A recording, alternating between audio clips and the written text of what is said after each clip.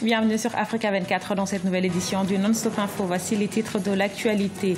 3 mois après sa nomination, le Premier ministre algérien Abdelmajid Tebboune a été démis de ses fonctions. Des divergences avec le président Abdelaziz Bouteflika seraient à l'origine de ce limogeage. Infrastructure, tourisme, agriculture, industrie, le gouvernement kenyan liste ses priorités pour les 5 prochaines années. Gros plan dans cette édition. Et puis focus sur une vieille tradition égyptienne, le repassage à pied, cette activité réservée aux hommes qu'une femme s'est donnée pour mission de perpétuer. Mais tout d'abord, le Gabon célèbre ce jeudi le 57e anniversaire de son indépendance, une célébration marquée par l'annonce d'un nouveau gouvernement dans les prochains jours. Dans son traditionnel discours à la nation, le chef de l'État Ali Bongo Ondimba précise que le nouveau gouvernement qu'il mettra sur pied se chargera de relancer l'économie. Rappelons que cette nouvelle équipe est attendue depuis le mois de mai 2017, date de clôture du dialogue politique national organisé par le pouvoir. Son passage à la tête du gouvernement algérien n'aura duré que 3 mois. Le Premier ministre Abdelmajid Tebboune a été démis de ses fonctions mardi 15 août, nommé le 24 mai 2017. Des problèmes de communication seraient à l'origine de ce limogeage. Patricia Dubois. Le Premier ministre algérien Abdelmajid Tebboune a été démis de ses fonctions ce mardi 15 août, 3 mois après sa nomination à la tête du gouvernement. Selon plusieurs sources, la vision du Premier ministre ne cadrait pas avec celle du président Abdelaziz Bouteflika. Ce n'est pas nouveau. En 1992, M. Abrab, pour ne pas le nommer, a réussi à dégommer le Premier ministre de l'époque qui s'appelait M. Blaïd Abdeslam parce qu'il avait annoncé sa volonté de traquer l'argent sale et l'affaire. En juin 2017, le Premier ministre déchu dénonçait la corruption et avait annoncé des enquêtes sur l'attribution de marchés publics et des restrictions d'importation. Il avait également critiqué publiquement l'inefficacité économique des usines de montage automobile créées par le précédent ministre de l'Industrie Abdeslam Bouchouareb. En tant que Premier ministre, a envoyé des millions de dollars à plusieurs entreprises pour leur demander d'achever des projets dans les travaux publics et dans l'habitat, des projets qui ont pris beaucoup de retard et qui ont engendré des surcoûts.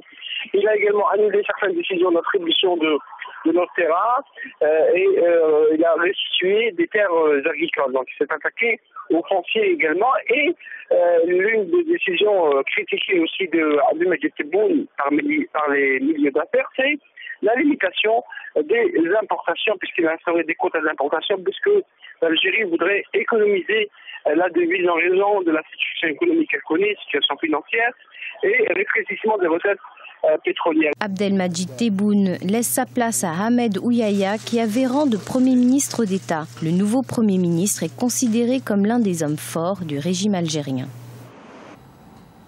Tournée africaine du président Abdel Fattah al-Sisi. Depuis son élection en 2014, le président égyptien a fait du continent sa priorité après la Tanzanie. Le chef de l'État était au Rwanda les 15 et 16 août, où il était question notamment de dynamiser les liens économiques entre les deux pays. Reportage de notre correspondant Olive Adjakoton. Le président égyptien Abdel Fattah al-Sisi a effectué une visite de 48 heures au Rwanda du 15 au 16 août 2017. Accompagné d'une forte délégation de hauts fonctionnaires égyptiens, ce premier déplacement au pays des 1000 collines du président al-Sisi a été l'occasion d'accentuer la coopération économique entre les deux pays. Nous avons discuté des moyens de promouvoir les échanges commerciaux, d'accroître les investissements communs et de favoriser une coopération croissante entre les secteurs privés des deux pays, en particulier dans les domaines de la communication, du tourisme, de l'agriculture et de l'énergie. Selon les autorités rwandaises, en 2015, l'Égypte a engrangé 64 millions de dollars de ses exportations vers le Rwanda et le pays des 1000 collines en a également tiré 30 millions de dollars. Et pour maintenir cette dynamique, le Rwanda continue de prendre des mesures comme la suppression de visas pour une coopération sud-sud bénéfique. L'amitié entre le Rwanda et l'Égypte a été productive et nous avons hâte de faire encore plus dans le futur. Les Égyptiens n'ont pas besoin de demander désormais un visa pour visiter le Rwanda et nous espérons accueillir les touristes et les hommes d'affaires d'Égypte dans notre pays en plus grand nombre à l'avenir. Notons que le Rwanda et l'Égypte appartiennent au bloc commercial du marché commun de l'Afrique australe, COMESA. Tous les deux sont également membres de l'initiative du bassin du Nil qui regroupe 10 pays. Au Kenya, les tensions post-électorales ne relèguent pas au second plan les défis économiques qui attendent le gouvernement. Celui-ci vient d'ailleurs de dévoiler ses priorités entre développement des infrastructures et industrialisation. Tour d'horizon avec Idlet Mirabel Bissot.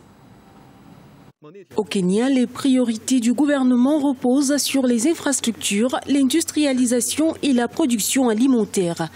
Le pays qui s'est lancé dans la construction des infrastructures de pointe pour son économie veut se positionner comme un hub sur le continent, notamment dans le secteur des TIC. Depuis une décennie, les services, en particulier les finances, les TIC et le secteur du bâtiment se présentent comme les principaux moteurs de la croissance du produit intérieur brut du Kenya. Nos priorités sont claires. Nous avons un manifeste solide que nous avons mis en place. Nous devons faire en sorte que nos capacités de formation technique soient mises à l'échelle. Premier exportateur du thé, le Kenya, comme la plupart des pays du continent, mise sur l'industrialisation, en particulier l'agriculture à grande échelle, avec la transformation de la matière première. En rappel, l'agriculture et l'industrie agroalimentaire représentent 24% du produit intérieur brut du Kenya et occupent plus de 70% de la population active en zone rurale. Ce plan d'industrialisation n'engendre pas seulement une valeur ajoutée dans le domaine de l'agrotransformation. Nous attendons à créer plus de richesses en traitant ce que nous avons déjà. Au lieu de vendre des matières premières, nous devrions vendre des produits finis.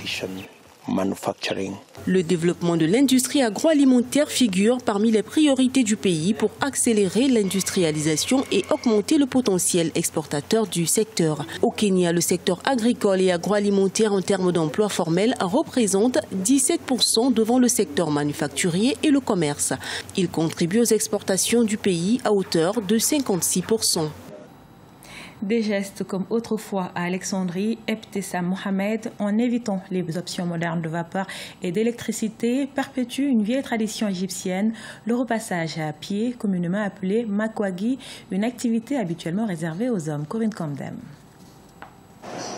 Le repassage à pied est une tradition qui perdure en Égypte. À 45 ans, Ebtessam Mohamed, mère célibataire, est l'une des gardiennes de cette tradition. C'est dans une ruelle au cœur de la ville côtière d'Alexandrie qu'elle pratique cette tradition égyptienne décennale. Contrairement au repassage régulier, elle lisse les plis dans les vêtements en utilisant une grande dalle métallique chaude qui pèse près de 40 kg avec ses pieds. J'avais 10 ans quand j'ai commencé à repasser. Je ne pouvais même pas soulever le fer sur la table. Nous appelons ce petit four la maison du feu. Cela n'a pas changé depuis que nous avons commencé, mais les méthodes de chauffage ont été développées à partir du kérosène, des boîtes remplies de gaz, à ce que nous utilisons maintenant, ce qui est du gaz naturel. C'est probablement la seule chose qui a changé dans le magasin. Ça va maintenant faire 35 ans qu'Ebtessam est une makwagi, comme on appelle communément les repasseurs à pied en Égypte.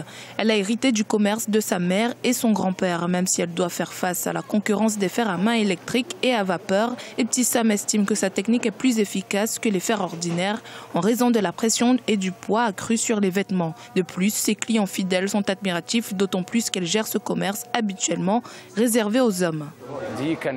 C'est la première fois que je voyais une femme travaillant sur un fer à pied. C'est un travail très épuisant. Non seulement parce que le métal est lourd, mais aussi qu'il faut affronter le feu. Alors c'est très impressionnant de la voir faire. Le service d'Ebtessam coûte entre 2 à 5 livres égyptiennes par pièce. Il faut habituellement jusqu'à 20 minutes pour repasser un seul vêtement en avançant plusieurs fois la jambe pour s'assurer que les vêtements sont lisses et sans plis. Elle espère pouvoir transmettre cette tradition à ses enfants. Ce journal a été réalisé par l'ensemble de la rédaction. Nous vous remercions pour votre fidélité. Dans un instant, une nouvelle édition de l'actualité sur Africa 24.